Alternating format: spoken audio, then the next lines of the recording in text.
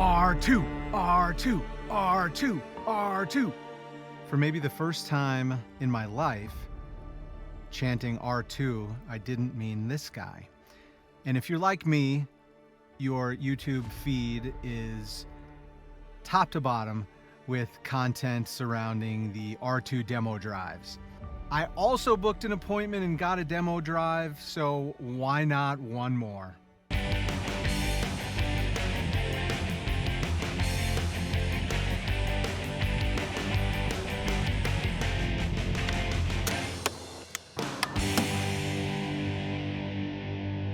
Charge on, Wisconsin!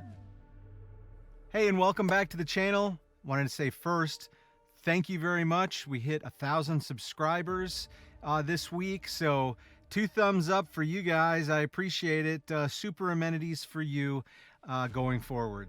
So my R2 demo story is I couldn't get an appointment. They were only booking out one day, and I couldn't get one at the Menominee Falls, Wisconsin location, which is the closest one to Madison. Looked around, the next closest one, Buffalo Grove, Illinois. Sure, why not? It's just a couple more miles. It's like 20 more miles, whatever. So I looked around and said, yes, we're gonna drive the R2, and we're stopping all over the place. So the demo drive was great, but I am not a car reviewer.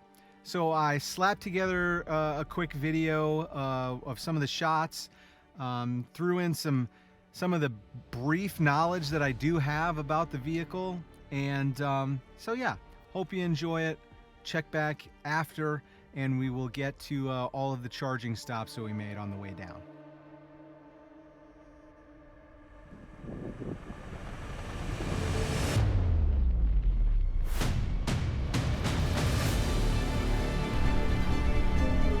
Universal hands-free.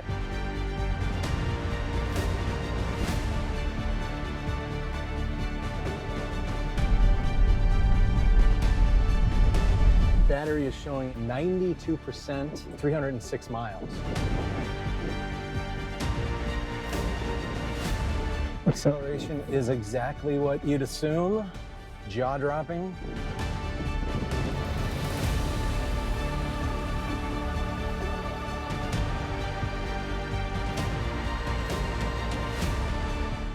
This thing will go in barely 2 parking spots. It'll do a circle.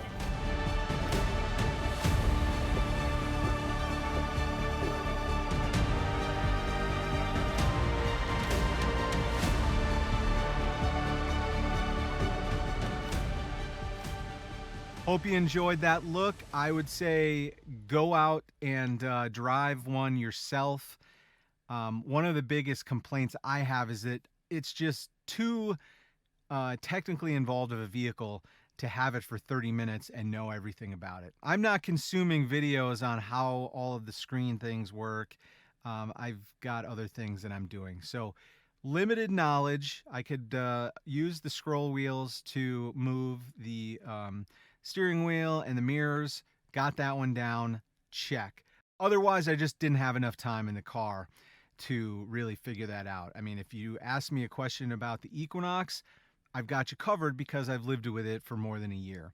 So I wouldn't expect anybody to go into that vehicle unless you're coming out of a Rivian previously and know what exactly you're doing with the screen. I mean, there's so many buttons, so many things to click. It's probably overwhelming. So don't expect too much out of a demo drive is what I would say.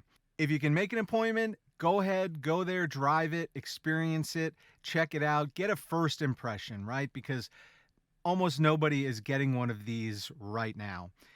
If you had the money to put down, you still would be waiting until your number came up in the lottery. So it's a lot of first impressions, and then, you know, I don't expect to know how everything in a car works, especially now. If you throw me into a 2022 Corolla, I can probably figure it out, right? There's not that much going on in that car. 2027 Rivian R2 or some of the other newer cars, like, there's a lot of screens, a lot of depth to it. It's something you got to adjust to over time. That's my take. But on the way down, we stopped at a RED E Charge station for the first time. I'd never been to one before. It was Autel MaxiCharger, and it was in Loves Park, Illinois. So it's right off of I-90 39 on the way down to Buffalo Grove, which is in the north suburb of Chicago. Had a good experience in Loves Park. The machine worked quickly. I was at a relatively high state of charge, so I wasn't blowing anybody's doors off, but that's not the Equinox, as everybody knows. But it was a good experience, good first run on the hardware.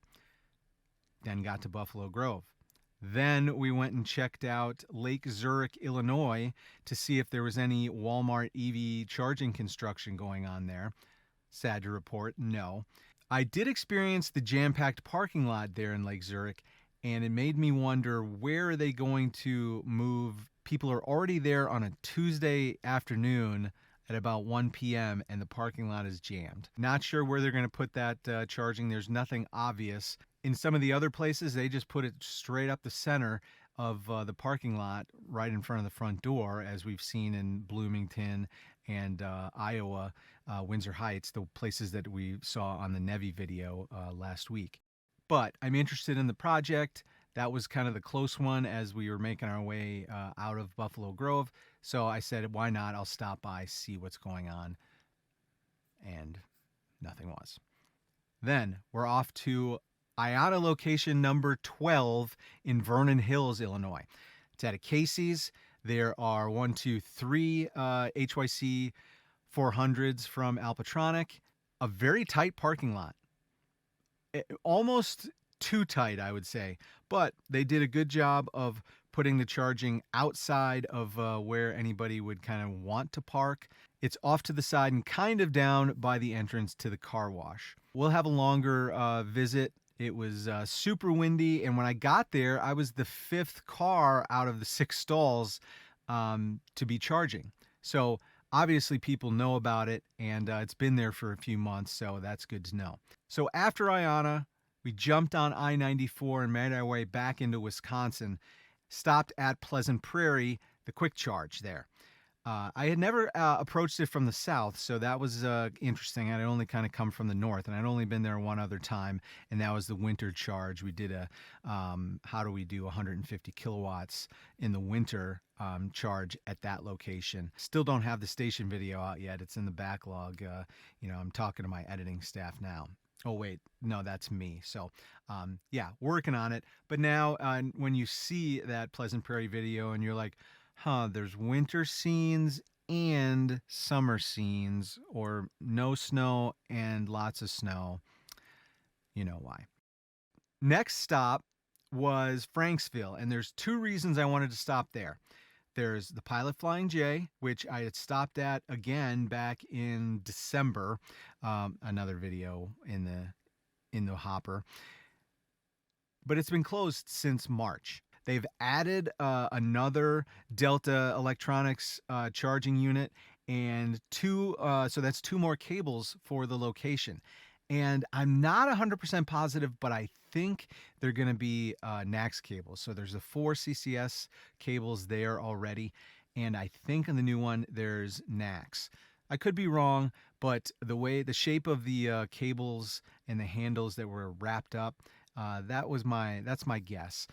So hopefully it opens soon and everybody can kind of see that I'm right or wrong. I'm not sure if it'll matter either way, because right across the street at A&W, there is a new Tesla Supercharger for business that's coming online soon.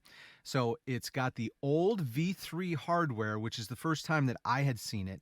I confirmed with Steve Burkett from Plug and Play EV that there are other Supercharger for business sites that are using the older hardware. What I was told is when Tesla got to the end of the run of their V3 equipment, they cut the price a little bit.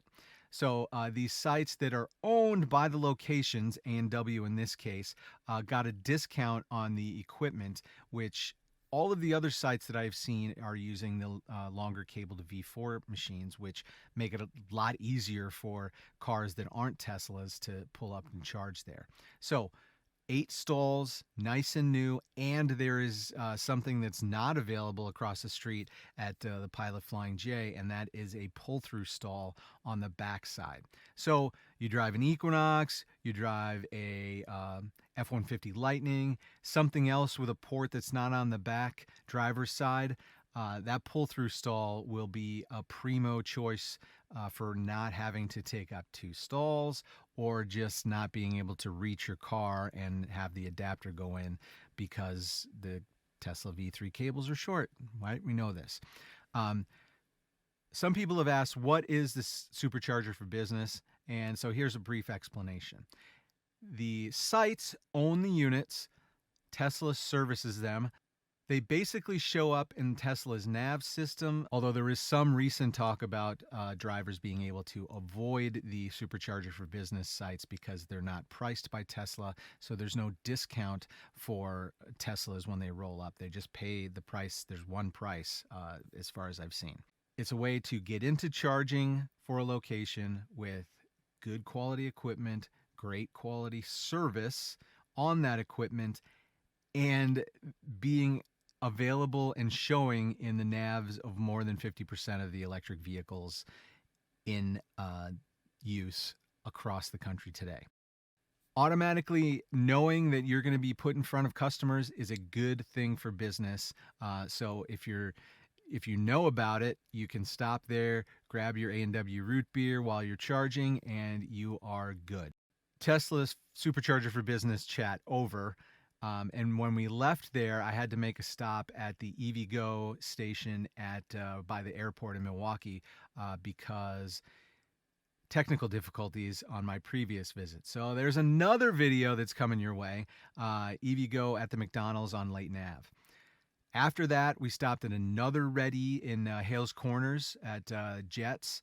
And one thing I didn't realize there from PlugShare and some of the pictures that I had seen, there's a nice Culver's there. The Jets has a couple bays of car wash. So that is kind of a nice stop in Hales Corners right on Highway 100. So from Hales Corners, we headed down I-43 towards Delavan. Made 2 stops there. One was I wanted to check out the Kwik Charge location and at the Delavan exit there right off of 43. And I also wanted to go to the third RED E charge charging spot of the day, and that one is in Delavan, right down by Lake Delavan. And another good charging experience. I wasn't able to find the transformer, so I'm not exactly sure what that site's capable of, but hey, it worked. I was at a pretty good state of charge, and so I wasn't pulling crazy numbers. But in that area, there's not a lot around, and especially until Kwik Charge opens, which hopefully will come, later this summer. They are permitted, but they have not started digging and moving things around at the Delavan Kwik Trip yet. So those were the 2 reasons I went there. So now we're back on our way from Delavan to Madison, Highway 11. We stop in Janesville for the Nevi location there, which I had seen on PlugShare was actually under construction. And yes, we have the video to prove it. Tesla Supercharger at the TA Travel Center, right off of I-90, 39 at the Highway 14 exit. Good to see that the Supercharger is under construction and moving along. I talked about it on the Nevi video last week, but it wasn't yet under construction. There wasn't digging, there wasn't conduit being laid, etc., etc. Well, now there is stuff going in there, so it's great to see that. Anyway, that was my round trip Tuesday from Madison down to Illinois and back. Longer videos will be coming from these sites for sure, but I wanted to at least give you a taste and show off my experience driving the R2. And well, I'm going back for another demo drive because I think it's a great car. I had a great time driving it, and I would buy one if I could. When is the $60,000 question, right? I hope to share more from my next experience with R2 with you later. Until then, we will see you at the next charge.